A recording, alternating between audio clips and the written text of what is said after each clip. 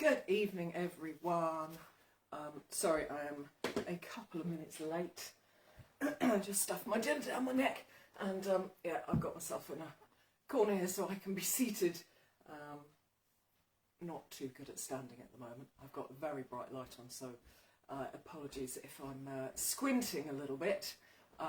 Hopefully somebody will come on and can just tell me if they can hear me, because I am using a lapel mic, which hopefully is working.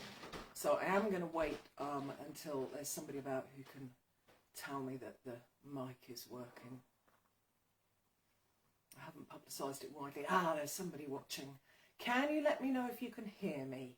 The mic is something I haven't used in ages, and I haven't used it with this setup.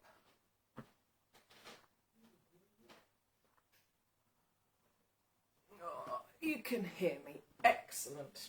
Okay, so thank you for joining me. I am going to manoeuvre myself as best I can. I am weight bearing on the broken foot now, but tired. I've done a lot of walking on it. So hey, a few names I know there, so thank you very much for joining us. So what my idea was that I would grab the most easy to deal with size of saddle, which is the Bambino, in the Ghost range, and I've got two kind of similar but different models. I know that all sounds a bit odd, but one is a C, which is a recent introduction. They were introduced just under a year ago, and it's C for Camillo Cavallin, who designed and makes the saddles. And I think there's some marketing out there that says it's for all sorts of things, comfort and this, that and the other. Anyway, and this is an Italy from the original range. So I thought it'd be interesting to take one apart as best I can. It's easier done stood up, but hopefully I've got enough light here that you're going to be able to see it. I'm going to see if I can tilt the camera a little bit more. We moved at the end of May, and I haven't, I cannot find my gorilla pod type thing. That might be a little bit better. Here, get full view of my delightful boot. So yes, I can't find my gorilla pod, so that looks a better view anyway. So I'm going to give you a very brief history of why I've ended up fitting Ghost. And if you do put some questions up, I can't see the bottom one because where I've had to stuff the camera in the back of the sofa. But once it comes up, I'll be able to see it. So I will answer some questions. I'm going to keep it to an hour. I can go on all night about all sorts of things, so we'll try not to let it run on too long. So yeah, fire away with questions, but I'm going to strip this one down and show you a couple of ways to do it and make it easier. And hopefully I can do it on my lap, because yeah, that's not going to be super easy. And show you the difference between the two of them. We've got some features on this one which are optional extras or have inserts fitted for the rider. And the other one is the C range, and I'll show you the benefits of that. So yes, how I came to Ghost. I was a treed fitter for 15 years, mostly with one brand. I took on a second brand in the pandemic, in lockdown. So I added a second brand. It didn't quite work out, but while I was organising my move up to Scotland, Fran of Riding in Balance offered for me to be able to stay with her. And so I was able to see a lot of what she was doing with the Ghost saddles, and we chatted about rider fit, which is my specialist training beyond the wide horses and ponies that I did for the 15 years. Yeah, so we talked about rider fit, and I think I assessed her, and we had a look at how I sat in the Ghost saddles, and I realised that the seats are a really good natural shape for a human pelvis, which I'm afraid is not always true of all saddles. So on average, pelvises are very different shapes, and fitting the individual pelvis means stabilising you from your skeleton. And I'm sure you probably realise that stabilising you from your skeleton, from your fundamentals, almost sounds rude, is better than trying to wedge you in with a high cantle and big knee blocks. So when we fit to stabilise the pelvis, we don't need all that other stuff, and the other stuff is what can lead to compromise for horse and rider. So I was quite excited about the seat shapes, but also the fact it is this component saddle. Now I'm used to, we pick that saddle. If it fits your horse but doesn't fit you, we might be a bit stuck. There's not a lot we can do to adapt it. So this component system really excited me. So we've got 3 sizes of seat, and I will select different seat sizes in relation to pelvic shape and stability. So it's not just that you're this tall or your bottom's this big, so you need this size of saddle. I will look at pelvic shape as well. Now, with the range of saddles, which is Ergo X2 that I was trained on for the rider fit part of it, you would go to a different seat size for a different type of pelvis. With this, we don't have to. So I can play around with seat sizes, but I can also use inserts. So that was my huge excitement about these saddles, that I can actually change the shape of the seat inside here. I know some other treeless have that option. It's not the only brand that does it, but what are the other features? We'll start to break the saddle down, and I can show you what some of these features are. So, let me show you probably from the front. I'm sure lots of you have seen a Ghost, but probably a few of you haven't. So this is the view from the front where you can really see the components. So we have a panel system. Most saddles come out with one particular type of panel, but there are other options which will relate mostly to the horse, but it does affect the fit for the rider where the panels sit as well. Then we have the base, which is this layer in the middle, and that is carbon fibre across all of the models. So they're using carbon fibre plates to provide pressure distribution behind the stirrup bars, behind any of the attachments, the fixings, but they are flexible to an extent. Then on the top we have the seat. Now in the standard range, I don't know how far this goes back and if it applies to all models, because Ghost has a history of, what are we celebrating, 30-year anniversary, forgive me. So yeah, the models have changed over the years, but I think mostly they've had this sort of wrap over seat. And because it velcros on, that's where we can get inserts between the base and the seat. And this happens to have an insert in it, one that I use quite commonly. So from the outside, I'll talk you through briefly what we've got here. We've got greased nubuck leather, which is one of the most popular options. We've got a two-tone, as you can see. We've got orange stitching, which I thought was quite cute. It just sort of lifts it a little bit, so hopefully you could see that there. We've got the optional external arch. Now, because this is my demo saddle, I've ordered a couple with arches and most without.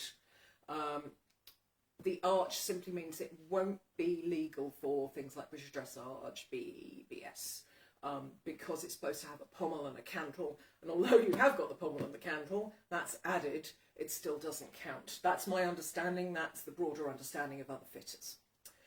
So I can see I've got a question at the bottom from Louise. I can't quite see it yet. Somebody else put a comment up, then I'll be able to see it. So I'm going to start taking this apart. We will take the panels off first. These are called a Type 3 panel. You don't need to worry about it, but it's the standard panel pretty much. And they velcro on. So the standard Type 3 panel is, you can see it's a reasonable thickness. I think it's got 2, maybe 3 centimetre foam inside. And we generally have them in a bag, as it were. So you've got a Velcro attachment on here. And yeah, it's quite strong Velcro. Oh, and the saddle's gonna fall off my legs. I told you there wouldn't be polish this evening in my post. And you're gonna get to see me grimacing quite a lot. Oh my God, I'm right.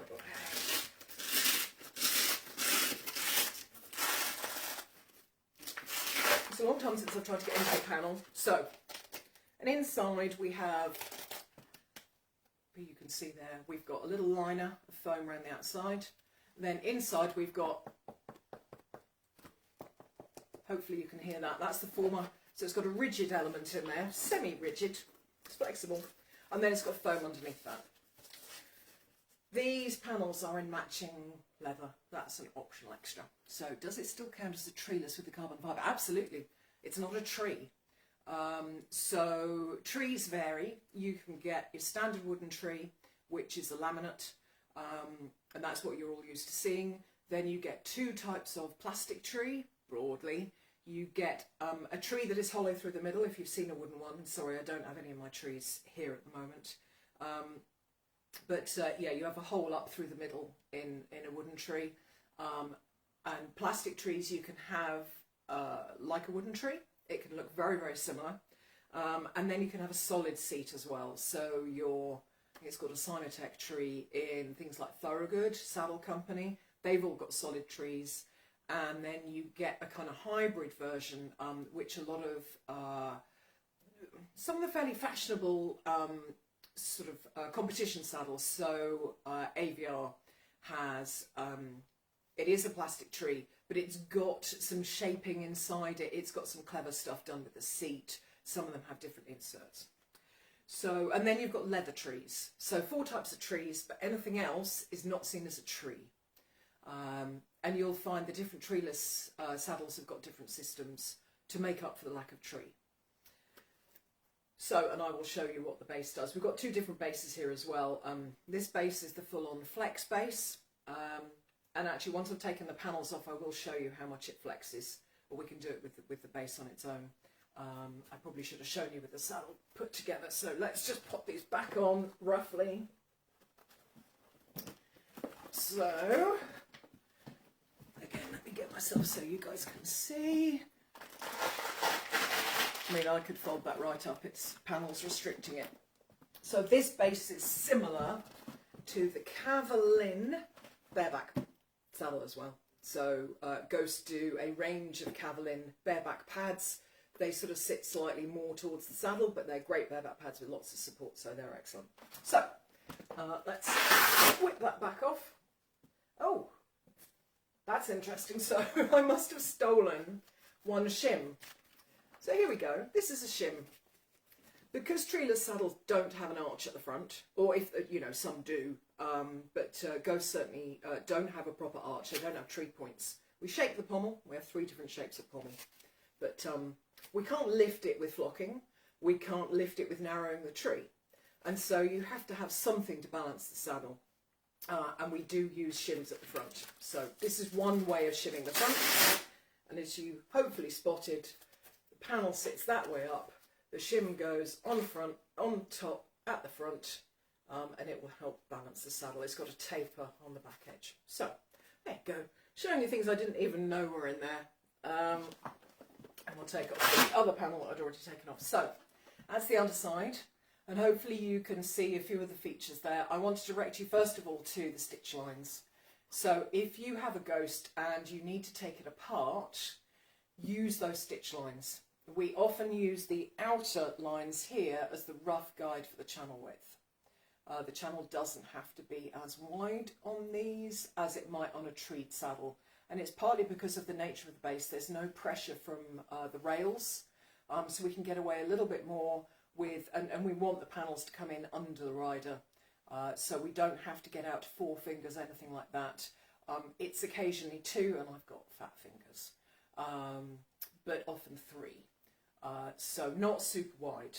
We might widen them more for stability than fitting a wide spine. And a lot of horses' spines are not as wide as people think. Anyway, so you can also see all the fixings under here, and this is, so hopefully you can hear that, that is the carbon fibre. So, for the next layer, to remove the base and seat, to detach them, we've got Velcro tabs. 3 at the front, 2 tabs towards the back here at the side, and then there is Velcro on the cantle as well as a little tab of Velcro under here. And of course they are Velcro together directly, they're sandwiched as well. So, and this is tricky. I don't find it easy. I'm not the most dexterous person. I think there are people within Ghost who do this a lot better than I do. And I probably wrinkle the seats slightly more than these really clever fitters who can get stuff off easier than I can. So, you know, it takes all sorts. I bring my own skill set to it, even if I'm not quite so handy. A few tools. So this came from Amazon and came with a short one, a little dinky one about this long, which was absolutely perfect, but it's a curved spatula. Now this dates back to when I first started saddle fitting. I fitted a brand called Reactor Panel that also used Velcro, and it was industrial strength Velcro. if you force Velcro apart, to an extent anyway, and certainly they're Velcro, or use a metal tool, you damage the Velcro. Something soft like wood really helps. And I may use this. A latex glove, a rubber glove. I don't know how well this will survive actually. It's not something I've tried yet, but I'll show you why this might be useful. And plastic bags, probably a bit bigger than that. These are all useful things for removing seats, putting seats back on. So if I show you, hopefully from this direction, my hands are going to be working in the wrong direction. I would normally be working away from me. Now there is an insert at the front here.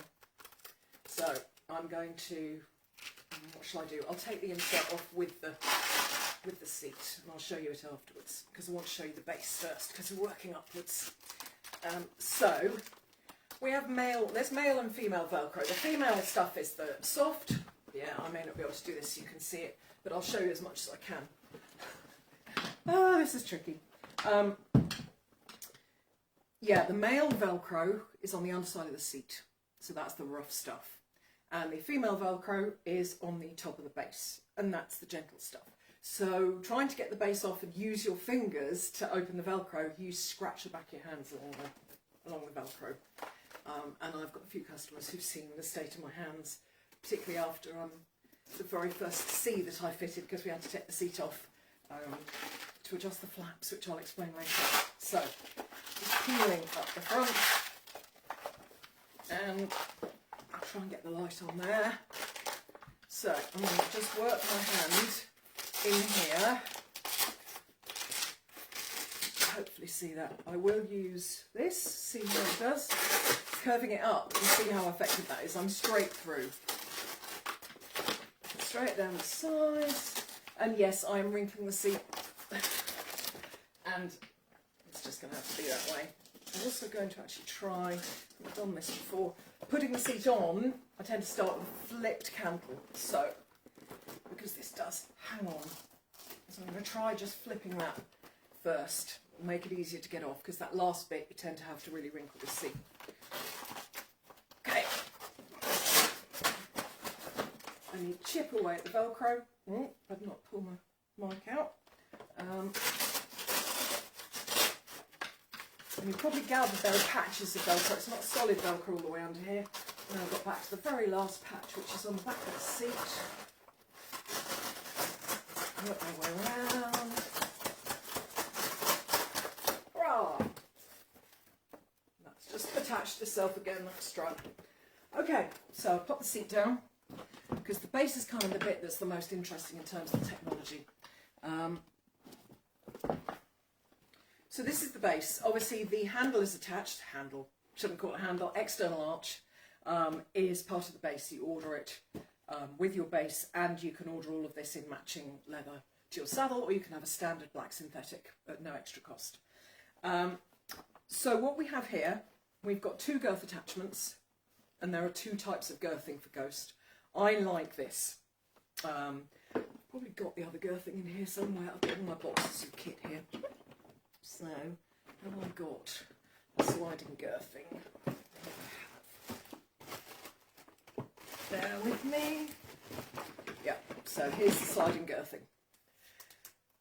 So this attaches in the same way across the two attachment points here. But you can see it pulls the girth together, and the idea is that once you've got it attached, you can actually slide this bit backwards and forwards from back to front of the saddle to an extent. And the idea is you line it up with the girth groove. Now, the round rib cages that I tend to fit here in the UK, I find that having a kind of braced action from the girth with that triangle shape tends to be better for me. And also because I pay really close attention to the rider. Anything that places extra bulk under the rider's upper thigh, upper inner thigh, or even mid thigh can be quite a problem, can push the rider's leg away, make you unstable, all those kind of things. So I like this, and this is called Puro girthing, if you've ever heard of that, and it comes from when they started the Puro model. So they are on webbing loops, so this is no different to your Thorogood Kent Masters movable girth strap. Then we've got a choice of 2 stirrup bars. Now, interestingly, I've just had some saddles come through with a lower profile bar here. And obviously they are going to something thinner, going to something lower spec is done always with great care. The materials need to stand up to the use, but you can imagine that having less bulk here, again, under the rider's inner thigh is a good thing. So I'm quite looking forward to fitting some of those. You have the choice of the forward bar or ring, which may be more appropriate for jumping, and the rear one may be more appropriate for dressage, but that varies hugely. Where your foot ends up underneath you, where your foot needs to be, relates to where I can sit you in the saddle, relates to where we place the saddle on the horse's back, relates to where is the narrowest part of the horse's rib cage, and that's normally further forward. So I'm always looking to sit you at the base of the wither, which is further forward than a lot of traditional type saddles. British saddles tend to have a slightly more mid to rear balance point. These are not, and that means where you're designed to sit. The saddle is always designed with an idea of where you should sit. Now these are designed to have a forward balance, which I think is fairly unusual for treeless. I may be wrong on that. I am not a treeless expert, trust me. I am just a saddle fitter who's worked with treed saddles. So the idea with these is that we never load the cantle. And you can see that means you need to be sitting forward in the saddle. Now at this point, because we're talking about rider fit, we're talking about where do we want the rider's leg. And yes, I want you on the narrower part of the rib cage because it's easier for you to sit on the narrower part of the rib cage. The wider you sit, the wider your horse's rib cage, and the more immediately you sit onto the rib cage, i.e. the closer contact saddle you have. And how many people think they've got to have a close contact saddle on a very wide horse? The closer you sit down, think about it, the more your knees get pushed out and forwards, rotated out, pushed forwards. So we're always looking to try and narrow everything down and get you sitting right. Now some pelvises need a wide shape on the top, but through here we often want a lack of bulk to let your leg drop. So when we do add the panels to this, we're actually looking at the front edge of the panel up to about 2 inches, so up to about, somewhere there. This should be sitting over the back of the shoulder blade. So the shoulder blade actually slides under, and obviously there is some flexibility in this and in the base above it. I didn't show you the flexibility at the front. So this moves, it moves out and in, but it's not completely floppy, as you can see. The very tips move a lot, but higher up there's some rigidity in there. So yeah, we sit the saddle further forward. So we're sitting you in the middle of the saddle. The saddle itself doesn't necessarily have a super forward balance point, but because of where we can place the saddle, it's easier to get you where we want you. So yeah, we never want weight on the cantle because that's the most flexible bit. Okay, that's just to tilt you a little bit from the buttocks if, some riders will tip back. Depends on your pelvis shape, depends on all sorts of stuff. So yeah, some people can tip back, and that's it's a useful thing to have. It's just having the cantle in the right place just to make sure your pelvis doesn't tip out. So I can see what's the benefit of the external arch. It doesn't really, some people swear it has added a bit of rigidity to their saddle, and it will be interesting. I've not done a direct comparison. I have to confess, we don't always sit down and do all this stuff, particularly as I don't have my own horses. I can't play in that way. But yeah, some people think it adds extra rigidity, but that's not what it's for.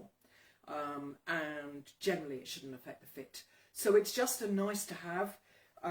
Some people do use it for their air vest. In fact, I did ask about that recently, and damned if I can remember what the answer was. I need to check up on that, and I'm sure there aren't any ghost fitters watching, but they can chime in if they know the answer to that one. I think it is rated high enough to take the air vest, but don't quote me on that. If you want me to find that out, I will. Can't do it right now. What else would it be for? You can use it to stabilise the saddle. I wouldn't recommend it to always be carrying the saddle from that. I use a little bit for carrying saddle because I carry saddles all day long. And in fact, through incorrect carrying of saddles, I've given myself, I think it's golf on this side and tennis on that side, or vice versa. So as saddle fitters, we have that extra wear and tear on our bodies. But so yeah, you can use it to stabilise it, to get hold of it, move it, but don't carry it with that all the time. And as you can see, that's got the contrast orange stitching on it as well, so it can look really quite cute. So where was I? Rider fit, saddle placement. I think that's probably everything. You've seen the underside. That doesn't change. I've taken the seat off. If you've got any questions, I can come back to that. Oh, and if you have a Ghost saddle, this little mini flap thing here has got your ID number on it. And it also will have, this has got an F for the FLEXX space. So that's that one. So that is your standard bambino. Oh, and of course, the other thing I didn't show you was the stirrup leathers. So we use mostly single thickness Webers, I do. And you can have T-bar or a Conway buckle, which I've got some Conway buckles in here somewhere. No, they're in a bag somewhere, they're not here. We live in a split level house. My office, my bedroom, everything is on the first floor, as it were, but the front door's to the first floor. All my stock is in the garage and I can't use the stairs at the moment. So I'm relying heavily on my beloved other half running around, moving stuff for me. On to layer 3, the seat. So how much difference is there in the rigidity of the bases? Well, fair bit. I'm going to show you the semiFLEXX. I don't have a rigido, the standard base. The official Italian word is rigido, the rigid base. I don't have one here to show you, but we can do that in a future video where I do perhaps some different models. Interestingly, the lighter the rider, one of the factors we take into account, you probably don't want the more rigid bases, but that is relative to the size of the saddle. So you might find that a fairly lightweight rider can ride a rigid in a bambino, but not in the piccolo, the next size up.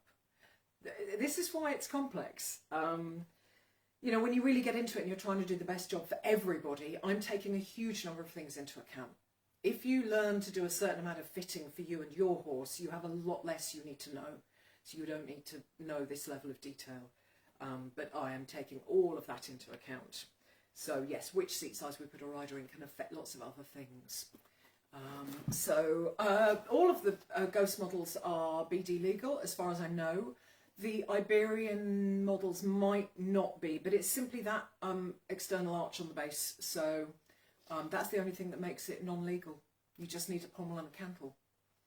People worry that, you know, treeless saddles aren't legal. I know at one point people used to say that only Ansuras, they were Solution/Smart now, that they were the only legal ones, but that's not the case at all. We have interesting discussions about working equitation. A lot of people are on the understanding that because you have to go in your nation's turnout, that you have to have an English-looking saddle.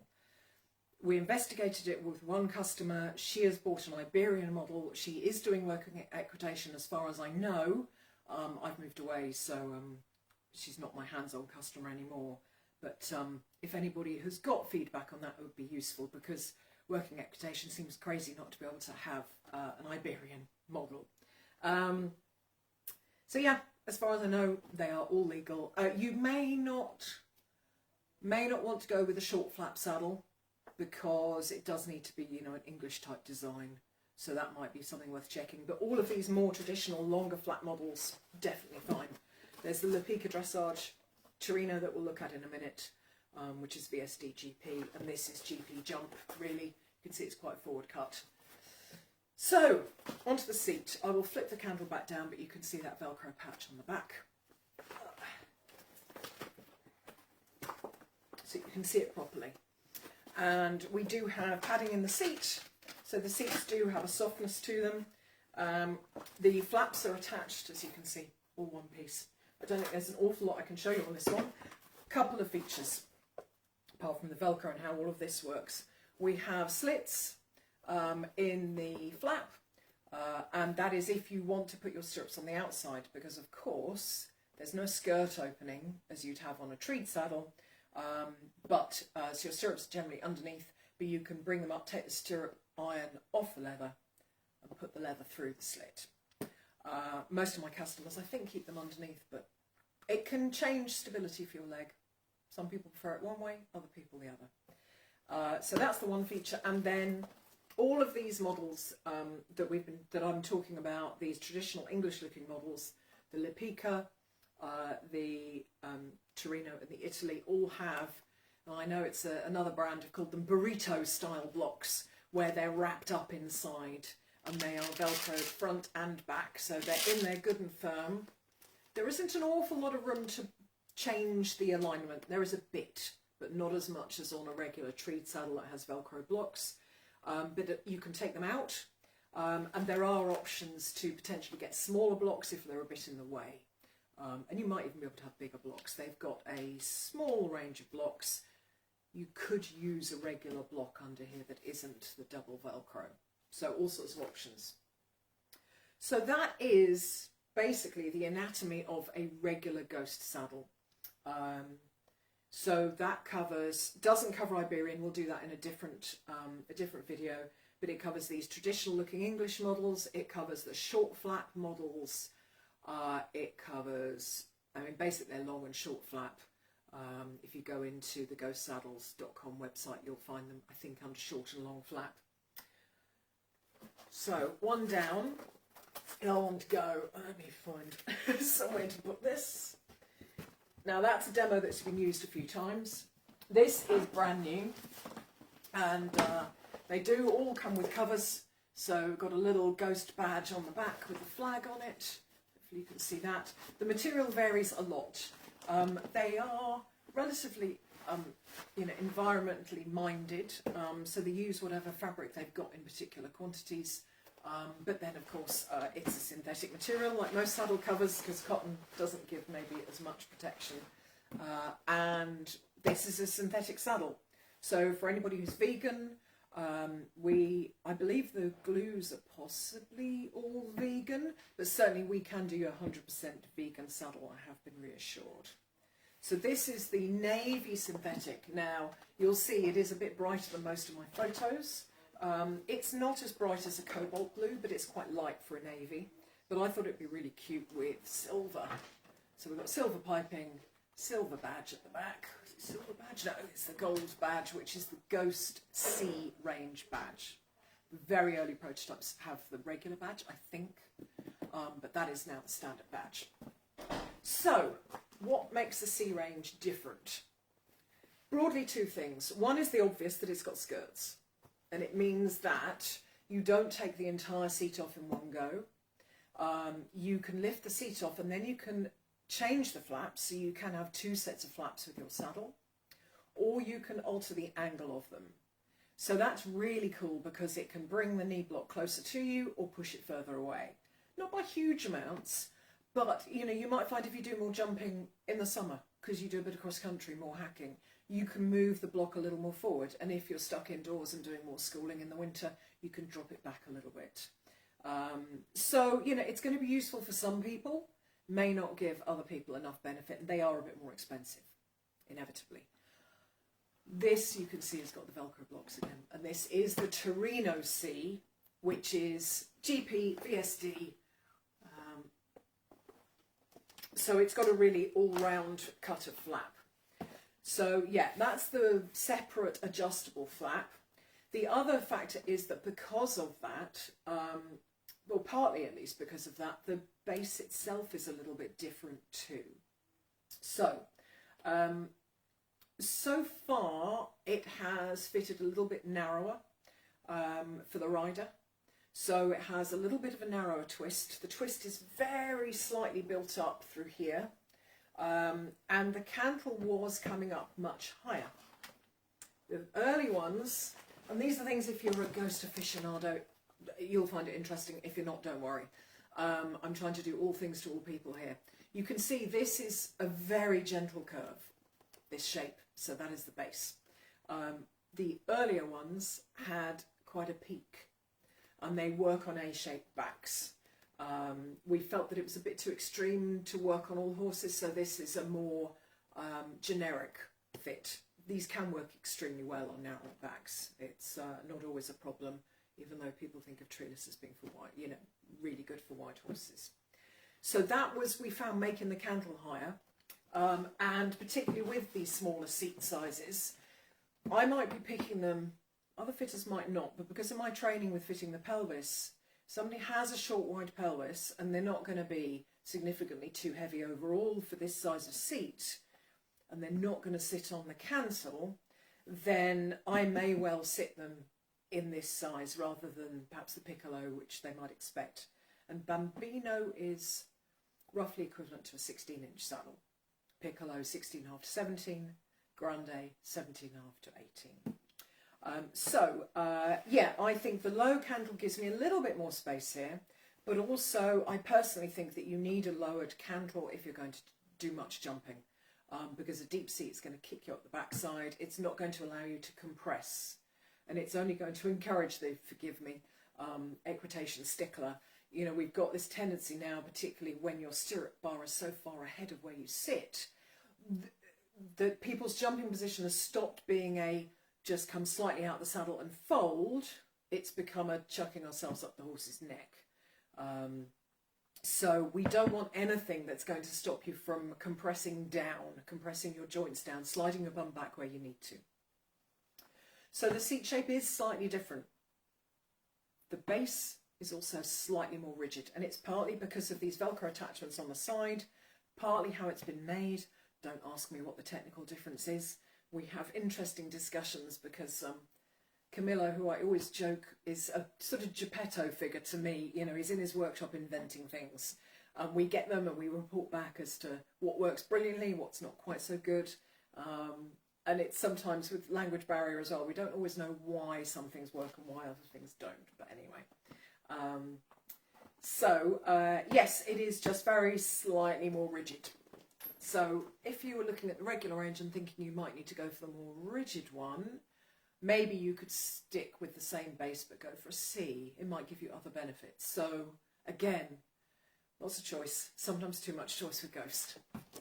So we'll start at the bottom again, and you may notice that these panels look a bit different. And this is something that Fran and I discussed a long time ago and we've been pushing for. And these are now out there and being ridden in, so we will get full feedback. But they have been cut away under the rider's thigh.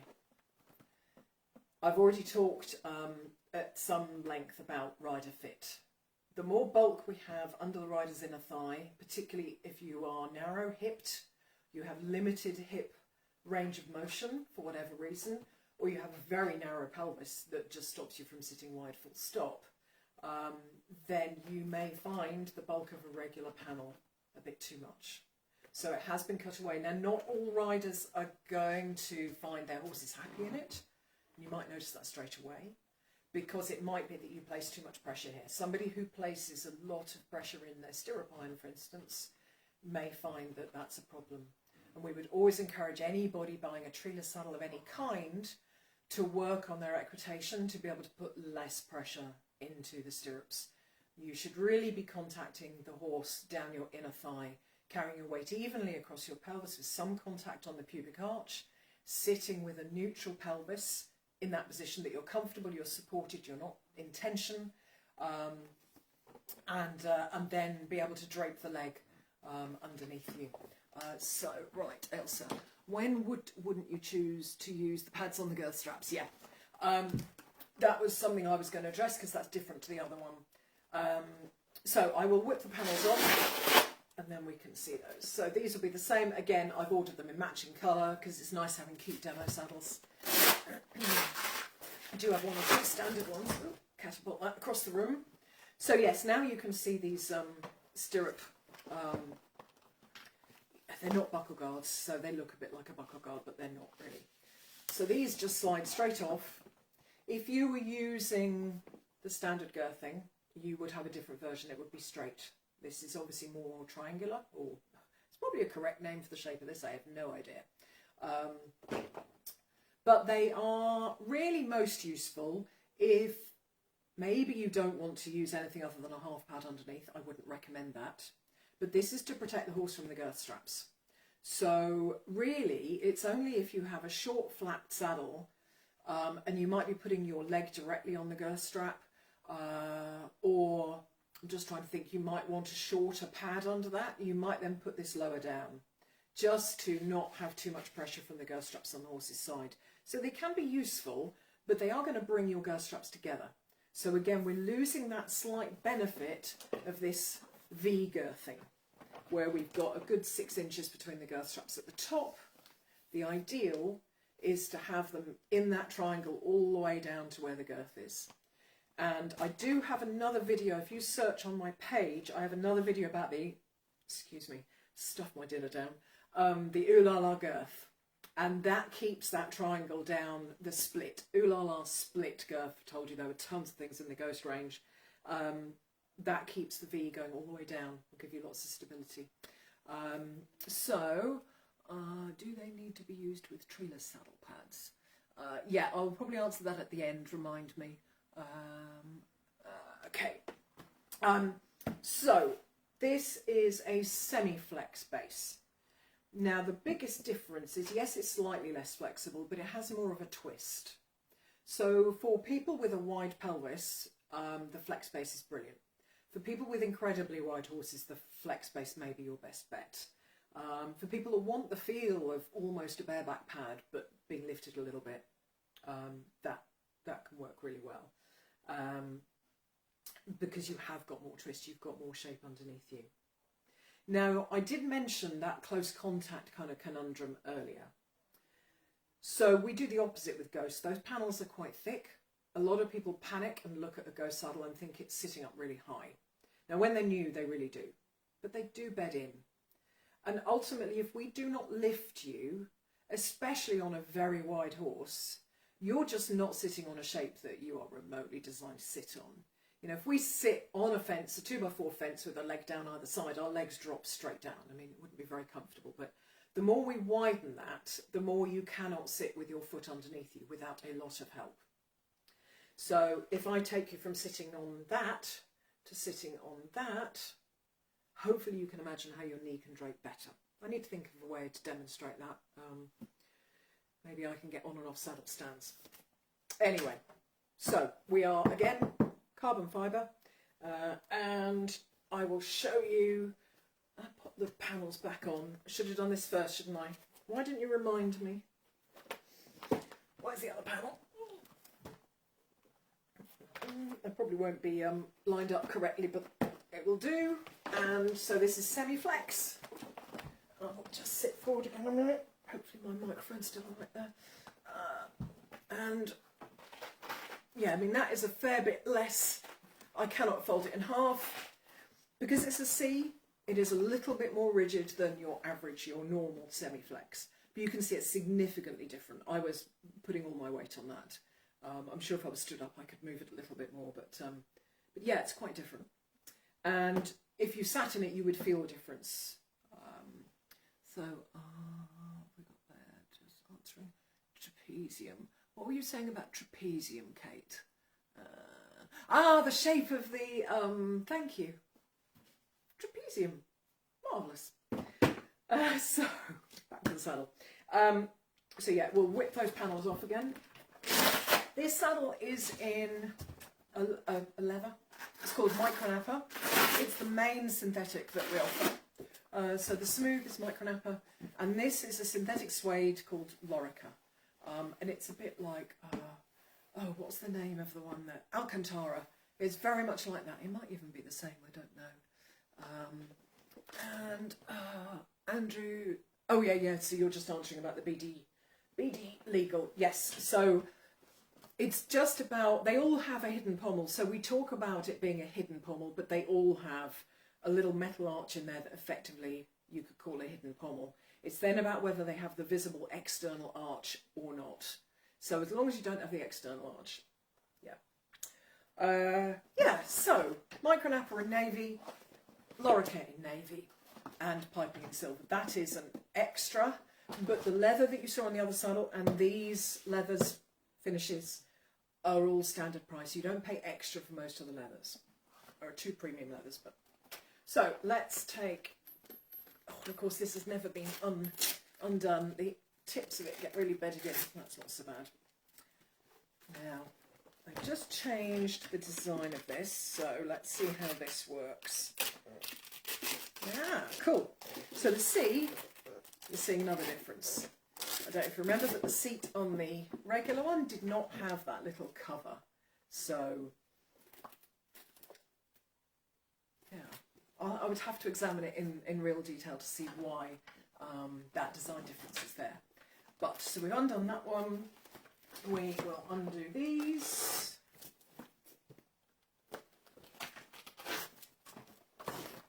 And, oh God, I'm catching the Velcro on my boot.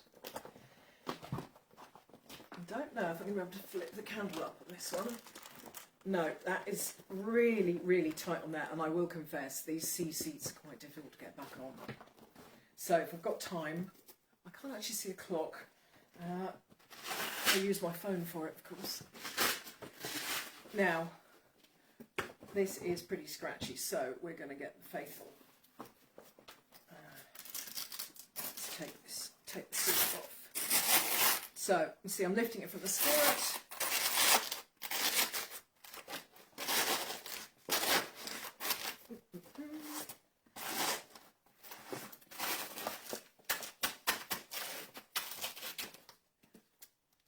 What am I doing? I'm trying to lift the flap. Ah, that's why I'm not doing so well. So we're going to take the seat off first. You could take it off with the flaps attached. I've only actually sold 2 C's so far and haven't really had to do too much taking apart. I did with the first one, it's hilarious. If Jo's on here, she can report. I mean, I'm already getting a bit warm. She can report how damaged my hands were and how sweaty I was in November, I think it was.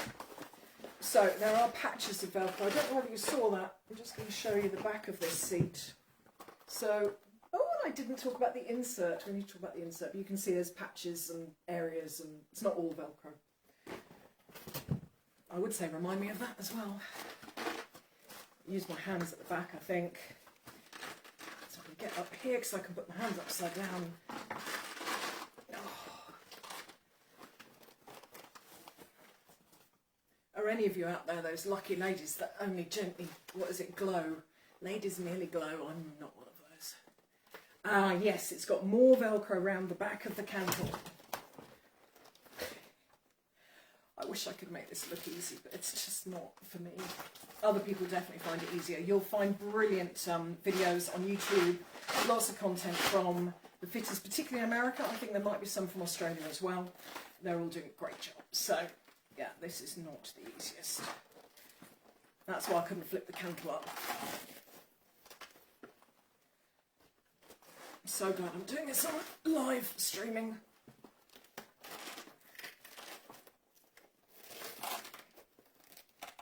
I'm sure there's a better way to do it. If anybody out there has got the knack of how to get these candles off, they can let me know. Nearly there. Nearly there. You wouldn't want it coming off too easily. You could have a mishap if it did. Yeah, I need to improve the way I take this off because I'm just squishing this candle quite a lot. A round of applause. Right, I've just knocked over all my art supplies. Oh, that's my activity last night, tomorrow night. Oh, landscape, chalk pastels. Is it not chalk pastels? Mustn't say that anymore. Soft pastels.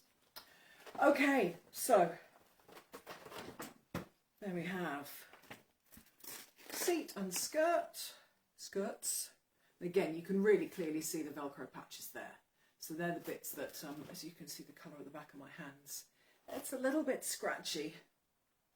But yeah, otherwise, you know, there's no differences. Just that wrap at the front and Velcro all the way around the cantle at the back. I might just petition that that's really hard to get on and off. And they do make changes if appropriate. And if the fitters can't agree and we're all having different experiences, then we may not get the change. But sometimes they'll make the change but keep the unchanged version as well. And that's where we get these massive ranges. Anyway, so let's just have a look. Maybe it's better if I put it that way around. I'll sit here.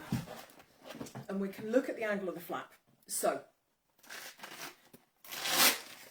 very easy to put on and take off. Not the case of the very first prototype that I fitted, but it's a little more complicated. I just simplified it. One flap. So you can either match it exactly to the Velcro panel underneath it. And again, I hope you can see that. I hope this lighting is good enough that you can see. But so I could line it up there, and then I can just tilt it. It's about 1 centimetre at the front.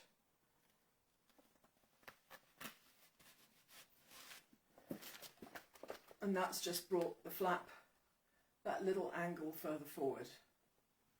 Let's see how far back I can take it. In fact, that was more than 1 centimetre at the front. Significantly more than 1 centimetre. So let's see how far I can drop it in the front. It's probably about as straight as it could go. I'll see. I'll take it down 1 centimetre and let's see. That might work. We'll see how the seat sits on top of it. You can just see a little gap here. It is quite tight on the cantle there, but I'm sure I could move it 1 millimetre forward.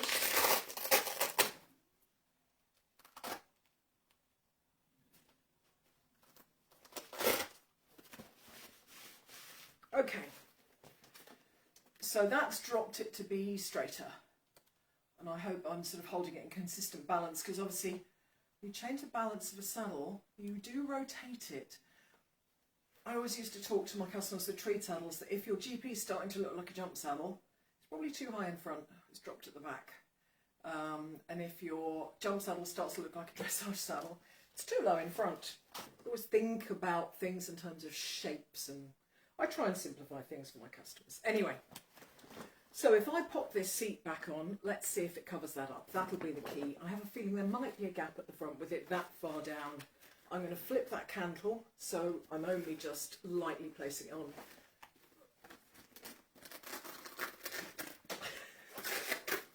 Oh, I'm so glad this is recorded for posterity.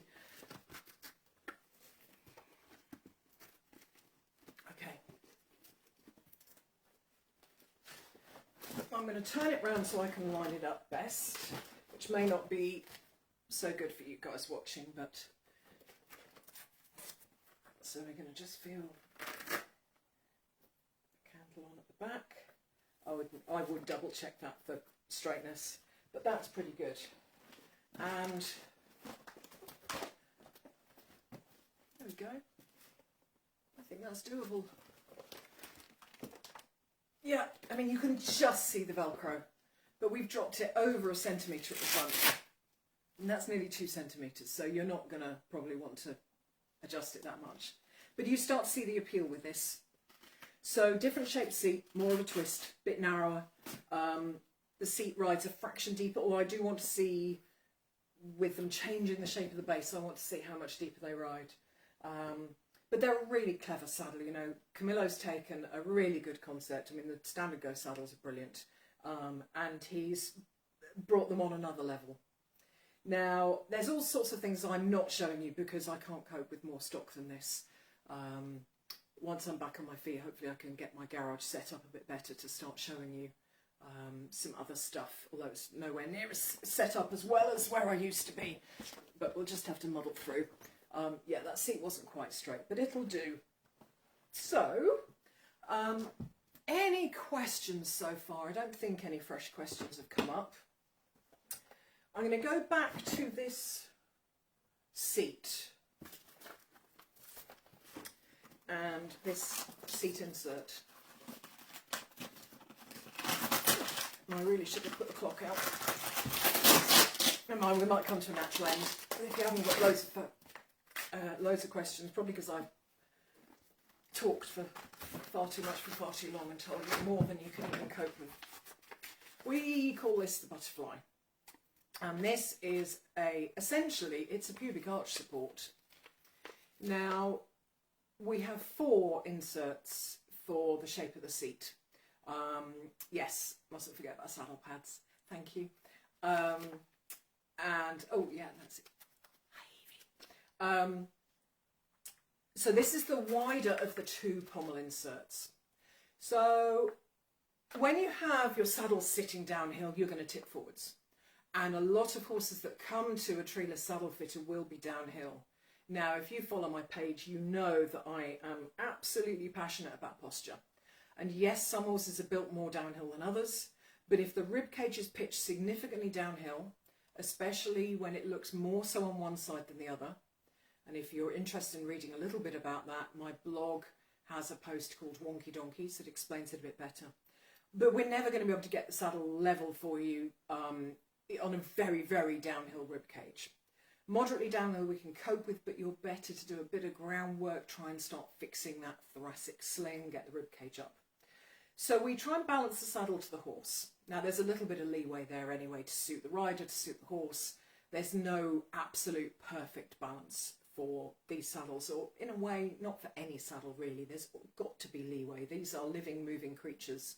And hell, if you were riding Grand Prix dressage, you know, your extended walk, the saddle's going to be in a very different balance to what it is in Piaffe, and that's within one ride. So we're always working in it's a movable feast.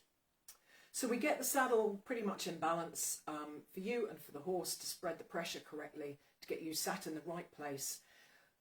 But sometimes we sit in the wrong place because our pelvis is just going, no, I can't. It's just not comfortable. It doesn't work for me. So sometimes making the pommel the right shape can make you sit in the right part of the saddle, can make you come onto the pommel, closer to the pommel by changing it. And this all sounds really weird if you've never seen it worked on.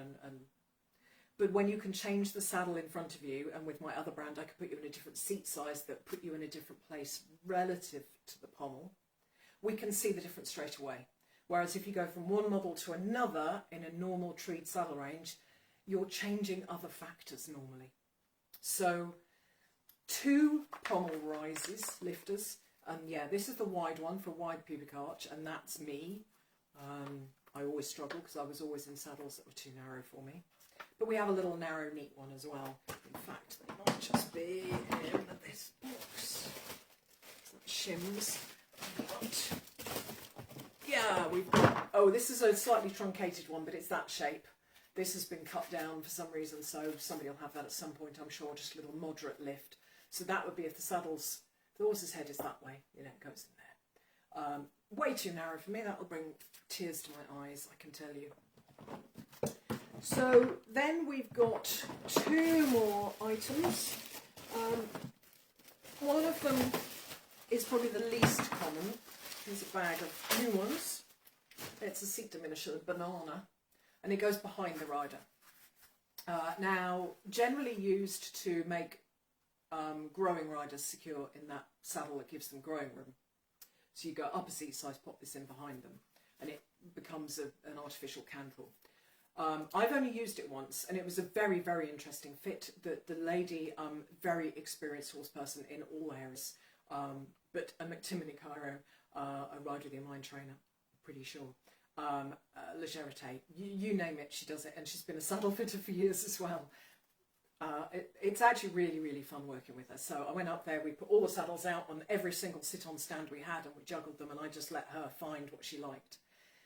And she really surprised me by sitting in an Iberian, but as I remembered about her pelvis assessment I'd done a year or 2 before, it did make sense to me, but anyway. So she rode off, went for a little short ride, and said, love it, really good. She said, the only thing is, she said, it reminds me of when I used to ride when I was younger, and I get backache, particularly on the way home from a long ride, because she said, you know, I tend to tip back and flatten my lower back, and I'm really sore by the time I get home. So she said she used to ride one-handed and sit on her other hand just behind her seat bones. So I went, I have a hand for you. So she's got a super flat seated saddle, but this is just behind her seat bones, just lifting her buttocks, and puts her in the absolutely perfect place. And really, unless you went for a really high cantle, which pulls the whole thing up at the back, the webbing that forms a seat in a treed saddle, there's no other way to do that. So it's just, they're so clever. I've also become accustomed to working with yoga mat, exercise mat layers, sticking them together, making custom inserts to an extent. And the longer I work with these saddles, and I would love, if anybody's near me, and I'm Crawford near Abington off the M74 in South Lanarkshire, if anybody would be happy for me to come play with them as a rider, their ponies, their horses, to really experiment with some of this stuff, I would be eternally grateful, because as I say, I don't have my own horses and there are so many things we can do. And I am the only one with this rider fit training with this brand, so I want to play more. So the last insert we have, and these come in 2 different sizes, so there's a bambino, then there's one for the piccolo and the grande. So this is the hip saver, and it looks like a big fat bicycle seat. And this goes in the middle of the saddle. And you remember me talking about lifting you, allowing everything to drape, sitting you narrower? Well, that's what this does. Now, if this is still a bit wide on the top, which would be rare, but I could do a custom one built out of layered yoga mat. But essentially, it does lift you. It makes the seat a little bit more open, so we have to think about that. And sometimes we fit it with a pommel riser as well to keep that depth of seat. But it does allow, for many people, their knee to really drop. And in fact, the very first Ghost I sold has one of these in it.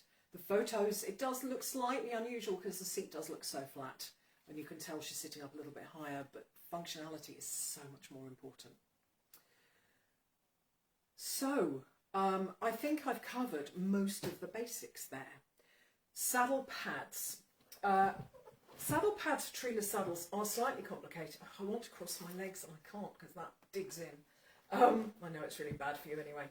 So if you are a lightweight rider relative to your seat size, if your horse is well muscled, has good posture, is fit, and you're working within their capabilities, if you are not riding very long in relation to all of those other factors, then you can possibly even ride with a cotton numbner.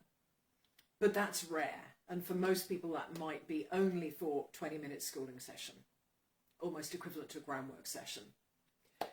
When you get beyond that and you're starting to do any further, hacking, distance, more schooling, then really you're looking at something like a neoprene layer.